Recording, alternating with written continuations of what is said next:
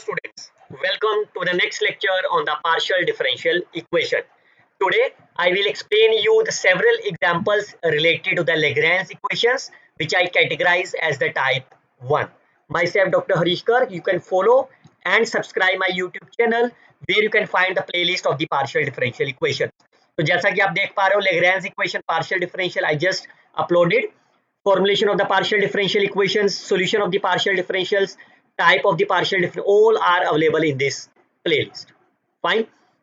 Now, जैसा कि मैंने दिखाया आपको in our last lecture we have learned the concepts how we can find the solutions of the linear first order partial differential equations और कौन सा मेथड काम आता है जब भी आपके पास linear first order partial differential हो. The method name is Lagrange method. और ये Lagrange मेथड करता क्या है? Whenever you have the linear first order partial differential equations, fine, that is a general equation of the linear first order partial differential equations. Make sure students R must be on the right hand side. Fine, it must be on the right hand side और इस R के अंदर it must be free from small p and small q. Fine. और small p आपको क्या बताया था मैंने लास्ट लेक्चर में? Del z by del x and q is my del z by del y. Fine. p q and r की कोई एक वैल्यू हो सकती है. It may be the linear non linear but p and q must be of the linear. अगर आपके पास p और q की डिग्री 1 है then only the Lagrange method applicable होगा. अदरवाइज अगर ये p की डिग्री, मान लो कोई इक्वेशन आपके पास ऐसी है 2p² plus xyq is equal to 1. Fine. तो आपके पास p की डिग्री 2 हो गई ना, तो इसका मतलब आज का लेक्चर इस पे एप्लीकेबल नहीं होगा. Clear? Now once you have identified that it's a first order partial differential equations, we can write the Lagrange auxiliary equations. और आपका टारगेट क्या है इसमें? मैं सेम मेथड से बताऊंगा जिस तरह से मैंने आपको ये लास्ट लेक्चर बताया था Lagrange इक्वेशन का. क्या पर्पस था? आपको दो इक्वेशंस लेके सॉल्व करना है. मान लो आपने dx और dy ले लिया और इधर से dy और dz ले लिया. दो इक्वेशन को सॉल्व करेंगे and your target is to find the u and v and these two are the, you can say they are the Li solutions of the auxiliary equations. जैसे ही आपको u और v मिल जाएगा then you can write the solution is u is equal to phi of v और you can write the solution is phi of u, v. Choice आपकी है. अभी बहुत सारी एग्जांपल से डिस्कस करेंगे. But make sure whenever you are trying to find the solution of the u and v, make sure one at least one of them must contains the z. Fine. और एक सबसे important trick समझ लीजिए जिसके बाद हम सारी example को सॉल्व करेंगे. आज का लेक्चर है टाइप 1 पे. Why we call as a type 1? अगर आप पहली ये दो चीजें देखो, आपने क्या लिया? dx and dy. तो जो भी इसके नीचे लिखा हुआ है फाइन, अगर तो वो अकेला x एंड y की फॉर्म में है then it is of the type 1. Fine. तो आप देखो यहाँ पे x और y की फॉर्म में है ना, तो ये टाइप 1 है. लेकिन अगर आप ये y और z ले रहे हो तो आपको किस में फॉर्म में चाहिए? नीचे y और z ही चाहिए. तो आप देखो x और x कैंसिल हो जाएगा ना, अब बचा ना y और z. तो अगर तो ऐसे फंक्शन मिल गए आपको, ऐसी इक्वेशन मिल गई then we call as a type 1. Clear? जैसे सेकंड में देखो आपको क्या चाहिए? x और y. तो यहाँ नहीं ना मिला x और y मिल गया और y और z में भी मिल गया, so that is also the type 1. यहाँ पे आपको क्या चाहिए? x और y ही चाहिए लेकिन डिनोमिनेटर में x और y नहीं है. बट आप दूसरी तरफ देखो y और z चाहिए, आपको y और z मिल गया, तो दैट्स अ टाइप 1. बट अगर आप देखो, क्या आपको इस इक्वेशन को सॉल्व करके y और z में बना सकते हो आप? y और z में कब बनेगा? जब ये वाली टर्म आपकी कैंसिल होगी ना, लेकिन यहाँ तो कैंसिल हो नहीं रही, तो that's why we discretize into the type 2. Similarly ये आपके पास क्या है? ये भी आपके पास डिस्क्रिटाइज नहीं हो सकती, तो that is also the type 2. इसका मतलब इतना पोर्शन आपके पास टाइप 2 का है. फाइन. और ये सेकंड एंड थर्ड आपके पास टाइप 1 का है. सो इस तरह के नेचर को हम बोलेंगे टाइप 3 Lagrange इक्वेशन. तो आज का लेक्चर सिर्फ और सिर्फ टाइप 1 प्रॉब्लम के ऊपर है. इसी अगला लेक्चर टाइप 2 प्रॉब्लम पे अपलोड करूंगा and the third lecture I will upload how we can find the solutions of the type 3 related problem. Fine. चलिए स्टार्ट करते हैं.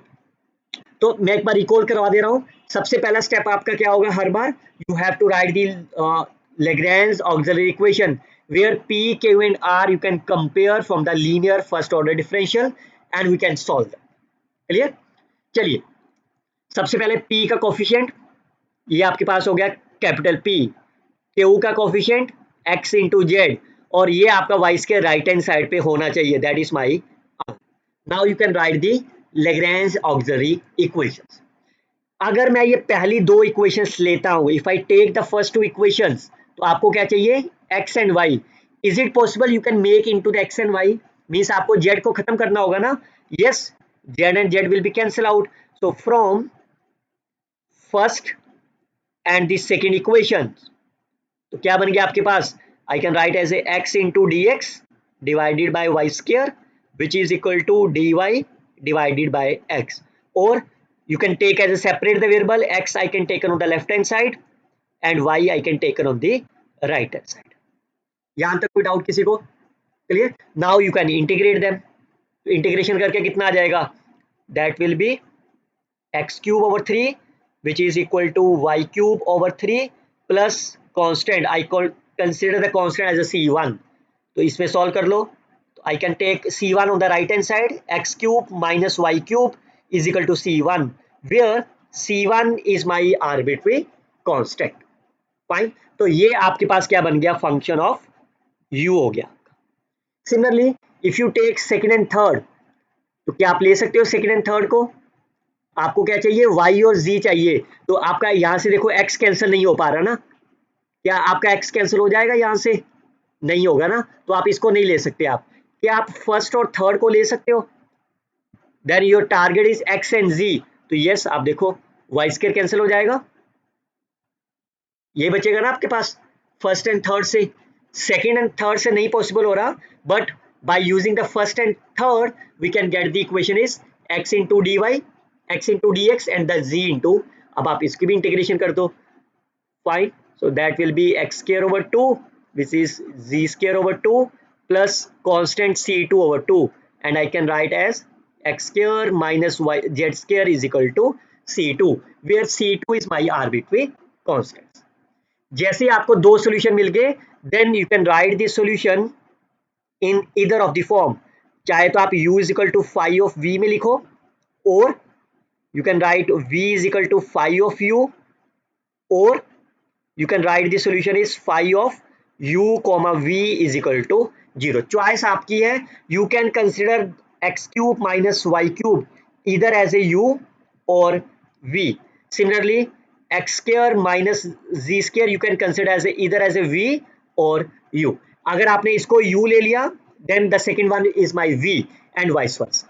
Fine. So your required solution will be x square minus z square is phi of the first expression, or you can write as a comma u comma v.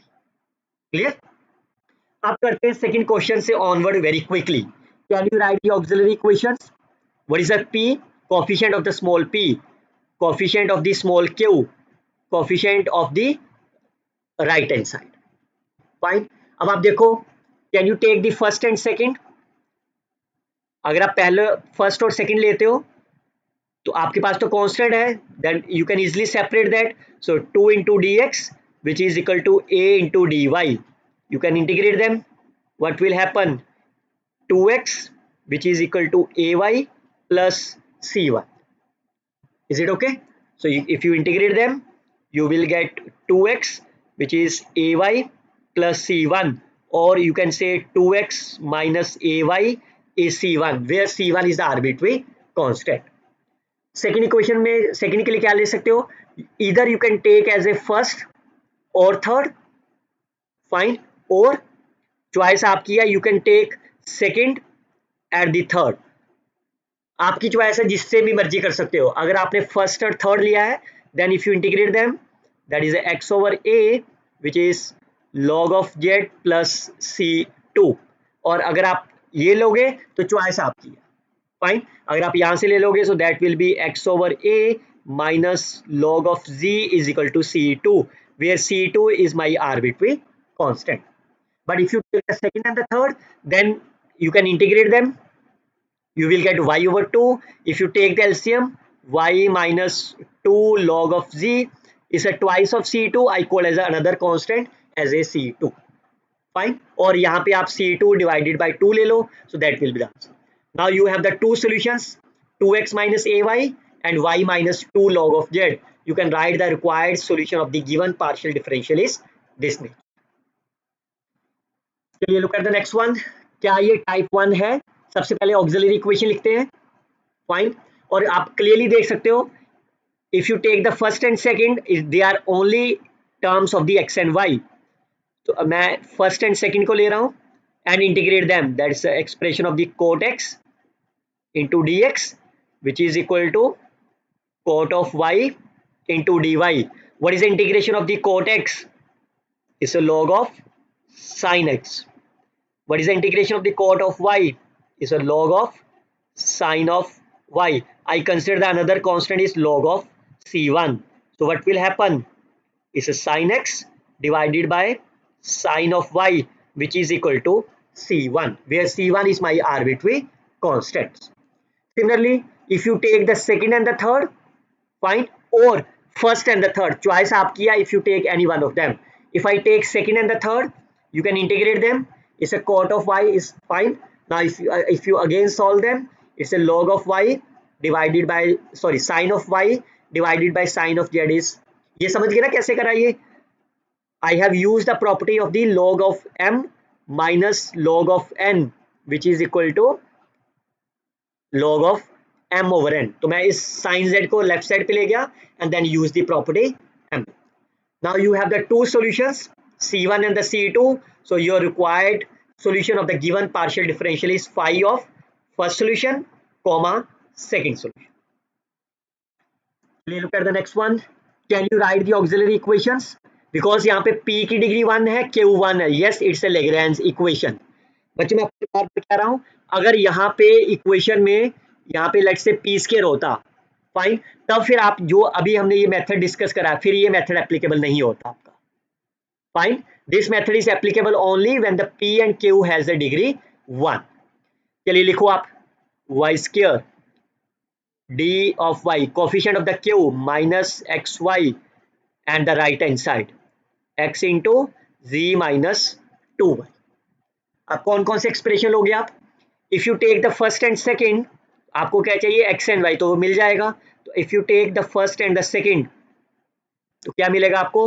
एक y से एक y cancel हो जाएगा, and if you cross multiply them, minus of x dx is y of dy. यही आएगा आपके पास. If you take the first and second, minus को आप लेफ्ट पे लिखो चाहे राइट पे, and then you can integrate them. is a x square by 2, which is minus y square by 2 plus c1 over 2. So your first expression will be x square plus y square is equal to c1, where c1 is my arbitrary constants. अब second के लिए, अगर आप first one और last ले रहे हो for example, fine, तो आपको क्या चाहिए? सब कहीं पे x और z चाहिए. मतलब y, क्या इसको खत्म कर सकते हो? 2y को कभी नहीं खत्म होगा ना, कैंसिल नहीं होगा. तो इसका मतलब ये तो नहीं आप ले पाओगे आप. तो क्या मैं y और z ले सकता हूँ? इसमें मेरे को x को खत्म करना है. तो आप देखो यहाँ से x कैंसिल हो रहा है ना, तो आपके पास एक्सप्रेशन क्या बच गया? ये तो बचा ना. Fine. So taking the second and the third, you will get this expression. Fine. इस माइनस को मैंने एडजस्ट कर दिया इसके साथ. तो अब आप इसको क्या लिख सकते हो?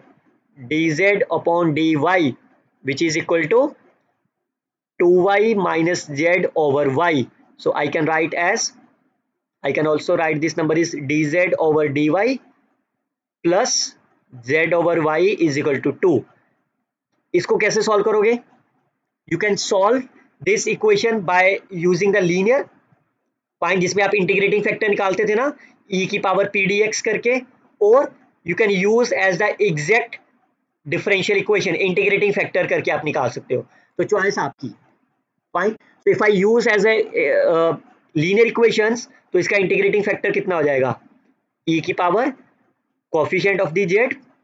फाइन. और फाइनली सॉल्यूशन क्या हो जाएगा? z into integrating factor, which is equal to integration of the right hand side, fine, into integrating factor. तो ये कितना आंसर हो जाएगा? e raise to power log of y, that is my y. So I can substitute z into y. Right hand side is my 2, integrating factor is y. तो इसको solve कर लो, इससे y square plus c2 is the plus c2. तो यहां से आप क्या करो, c2 की वैल्यू निकाल लो, zy minus y square, and now you have the two equations, two solutions. Fine. Then the required solution of the partial differential is phi of u comma v. Okay, look at another one. Again, capital P is my 1, capital Q is my 3, and the right hand side is my r. You can write the auxiliary equations. You can take the first and the second. That will be 3 times dx, which is equal to dy. You can integrate them. That becomes 3x is equal to y plus c1. Fine. Or you can write as a 3x minus or y minus 3x. Choice आपकी है, there is no issue. Fine. मैंने y minus 3x क्यों लिखा है? Because मेरे को यहाँ पे y minus 3x चाहिए. Fine. आप अगर नहीं तो इससे लिखते 3x minus y is equal to c1. ये भी सही है आपके पास. फाइन. एक बार स्टेटमेंट को देख लेना चाहिए आपको क्या चाहिए और क्या नहीं चाहिए. फाइन. ओके, ये तो हो गया फर्स्ट पार्ट. अब अगर मैं ये dy और dz को सॉल्व करता हूं तो मेरे को y और z में चाहिए, तो क्या ये x खत्म कर सकते हो? नहीं होगा ना खत्म. तो अगर मैं dx और dz ले रहा हूं तो मेरे को x और z में चाहिए, तो ये y खत्म नहीं होगा. फाइन. बट आप इन दोनों में से कोई भी ले सकते हो. आप इसकी वैल्यू फिल कर सकते हो ना. y माइनस, अगर मैंने मान लो ये ले लिया तो ये एक्सप्रेशन क्या बन गया, 5z plus tan of c1. Fine. और अगर मैं ये ले रहा हूं then 1 plus 5z plus tan of c1, because y minus 3x is a constant number. तो चॉइस आपकी है, चाहे फर्स्ट और थर्ड लीजिए चाहे second and third. Now you can integrate. Left hand side की इंटीग्रेशन क्या होगी, x. तो ये क्या बन गया आपके पास, इज जस्ट लाइक से dz over z plus a, 5z plus a constant. तो इसकी इंटीग्रेशन क्या होगी, log of 5z plus 10 divided by it's derivative. Fine. तो मैं इसको c1 ओवर 5 कर देता हूँ ना कांस्टेंट को. मैं तो लिख सकता हूँ ना कांस्टेंट को, और I can take as a log also. तो सिंप्लीफाई कर लो, कितना हो गया ये 5 of x which is equal to log of 5 into z plus tan of c1 into c2. ये log उस तरफ जाके e की पावर x हो जाएगा. I can find the value of c2, तो ये आपके पास डिवाइड हो जाएगा. और c1 की वैल्यू दोबारा से सब्स्टिट्यूशन कर दो, y minus 3x which is equal to c2. Fine. Now you have the two solutions, c1 and c2. Based on the c1 and c2 you can write the complete solution is phi of u comma v. Look at the next one. Again the degree of the p and q is my 1. So yes, it's a Lagrange equations. I can start from the first equations. चलिए, क्या मैं इन पहले दो को solve कर सकता हूं bye using the first and second. क्या आ जाएगा, x into dx which is equal to y into dy. Now you can integrate them. The left hand side is x square by 2. Fine. आप ये तो इतना तो लिख ही सकते हो ना आप, which is equal to y square over 2 plus constant 1 over 2. 2 will be cancel out, x square minus y square is c1. अब अगर तो आप सेकेंड एंड थर्ड ले रहे हो आप, तो आपको y और z चाहिए, तो x खत्म होना चाहिए. यस, हो रहा है ना खत्म, आप नहीं, यहाँ नहीं हो रहा, लेकिन इसकी वैल्यू फिर से आपको क्या हो जाएगी, c1. फाइन. तो you can take the first and the third और सेकेंड एंड द थर्ड. इसकी वैल्यू कितनी है आपकी, c1. फाइन. अब आप देखो, आपको y खत्म करना है तो x वाले एक तरफ कर लो, x into dx which is equal to dz over z square. c1 भी इधर ले जाओ. फाइन. c1 भी इस तरफ ले जाओ, there is no issue. Fine. Now you can easily integrate them. कितना आ गया इसका integration, c1 x square by 2 which is minus 1 over z plus c2. c1 की वैल्यू यहाँ पे फिल कर दो, so that will be x square minus y square, x square over 2 plus 1 over z which is equal to c2. तो c1 भी मिल गया आपको, c2 भी मिल गया. then you can substitute in the required solution of the partial differential equation.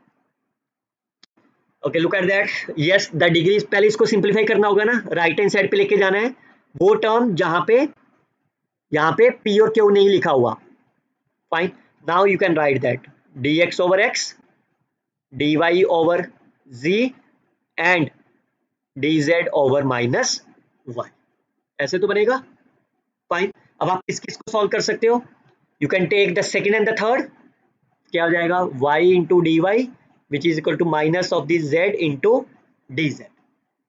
Fine. तो second and third को जैसे solve करोगे you will get the y square plus z square is equal to c1. अब दूसरी equation कौन सी बनेगी आपकी? Can you find the second equation? देखो, अगर आपने पहला और सेकेंड लिया, मैं इस इक्वेशन को टाइप 3 मेथड से भी सॉल्व करके दिखाऊंगा आपको.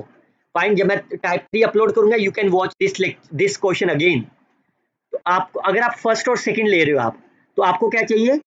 X and y only. तो क्या आप यहां से z की वैल्यू निकाल सकते हो? कितनी आ गई? That will be root of c1 square minus y square. अब आप देखो आपका एक्सप्रेशन क्या बन गया x और y में. Fine. Now you can integrate them. Left hand side की इंटीग्रेशन क्या होगी? log of x. Right hand side will be sine inverse y over c1 और कहीं पे आपको एक कांस्टेंट लगा दो. फाइन. That's c2. यहाँ पे y1 की वैल्यू फिल कर दो. सॉरी, इस ओनली c1 है ना, स्केयर नहीं है आपके पास. फाइन. सो इस y over root c1. Fine. यहाँ पे c1 की वैल्यू फिल कर दो and find the value of the c2. log x minus sin inverse y divided by y square plus z square. You have the c1, you have the c2. Now you can find the required solution is where phi is arbitrary function. Okay, now that question you can solve it by own. Once you can solve it, let me know in the comment box whether your answer is phi of yz x square y square plus y4 you have obtained or not. You can mark the answer as a yes or no in the comment box. Few more questions, 9 questions as an exercise for you. You can verify it and let me know in the comment box how many of the answers are correct obtained by you from these 9 questions. Fine. तो मैं type 2 का lecture बड़ी जल्दी लेके आऊंगा. If you really need, let me know in the comment box. I will upload very soon for you. Till then you can share this video with your friends, like and comment on the videos. Best of luck students. Happy luck.